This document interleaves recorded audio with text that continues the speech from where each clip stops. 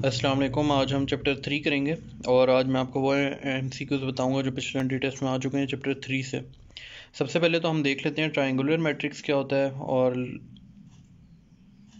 इसमें दो आगे टाइप्स हैं, अपर ट्रायंगुलर और लोअर ट्रायंगुलर।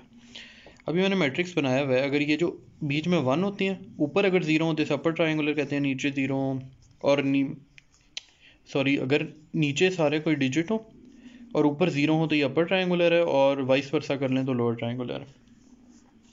अच्छा, order of A is 3x5, order of B is 5x5, then A B square is, ये आपको निकालना आना चाहिए। जो इसका पहला होता है और इसका आखिरी होता है, उन दोनों का मल्टीप्लाई करने तो उसका ऑर्डर आ जाता है।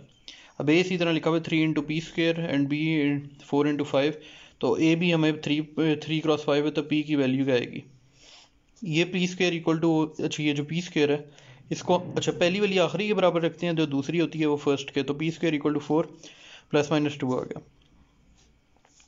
इसी तरह हम अगले क्वेश्चन पे आ जाते हैं। ये तो बिल्कुल सिमिलर, ये तो बिल्कुल बेसिक क्वेश्चन है। अच्छा, डिटर्मिनेंट्स क्या होती हैं?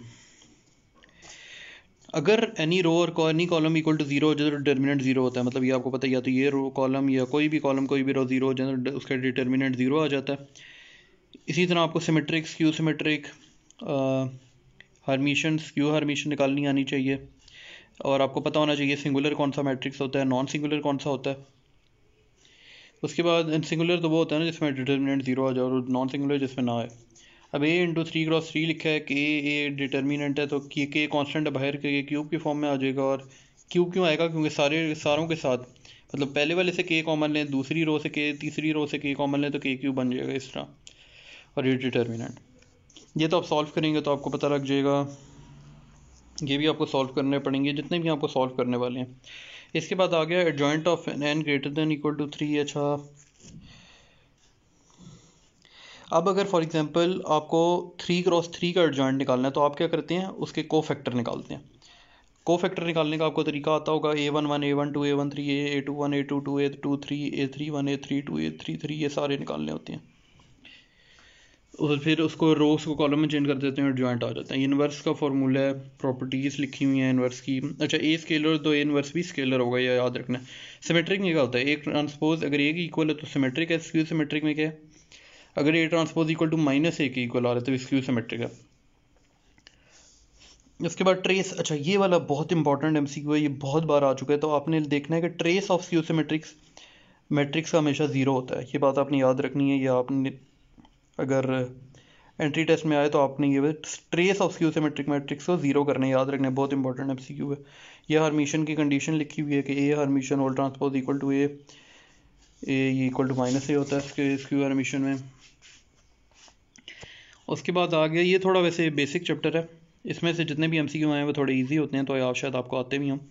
अब फॉर एग्जांपल ये वाला MCQ दिया है, आपने प्रूफ करना है कि इनमें से कौन सा बन रहा है, तो आप पहले सिमेट्रिक चेक करेंगे, फिर आप स्क्यू सिमेट्रिक चेक करेंगे, फिर हर्मिशन जिस पे वो ट्रू हो रही होगी कंडीशन, जिस पे ना स्क्यू हर्मिशन पे हो रही है, तो आप वो आंसर चूज़ कर लेंगे। इसका बहुत अच्छा, ये I3 और I4 का क्या मतलब है कि जो आइडेंटिटी मैट्रिक्स है उसकी, उसमें नंबर ऑफ रोज और कॉलम कैसे हैं, ये उसको रिप्रेजेंट करता है। मतलब 3x3 का तो I3 होगा इस तरह। अच्छा, ये जो लिखा हुआ है inverse adjoint of A determinant of A formula use होगा इसमें। ये तो बेसिक है, A11 कैपिटल A1, ये आपको पता होना चाहिए। ये बिल्कुल बेसिक सा चैप्टर है, इसमें इससे इतने ज़्यादा MCQ आते ही नहीं है बोर्ड में। अच्छा, system of linear equation is said to be consistent if the equation has a solution. अगर किसी इक्वेशन का सोल्यूशन आ रहा है तो उसे हम कंसिस्टेंट कहते हैं, अगर नहीं आ रहा तो इनकंसिस्टेंट कहते हैं। ट्रिवियल सोल्यूशन का हमेशा आंसर 0 होता है। अच्छा, ये वाला चैप्टर इतना बेसिक था, इसमें ज़्यादा है नहीं, तो हम कल से चैप्टर 4 और 5 स्टार्ट करेंगे। इस वाले से वैसे ज़्यादा क्वेश्चन नहीं आते। मैंने आपको जो पिछले NTS नस्ट के टेस्ट UET फास्ट वगैरह में आ चुके हैं वो मैंने आपको बता दिए हैं, तो वो आप देख लीजिएगा और इससे रिलेटेड टॉपिक देख लीजिएगा। इसके बाद हम चैप्टर 4 और 5 शुरू करेंगे।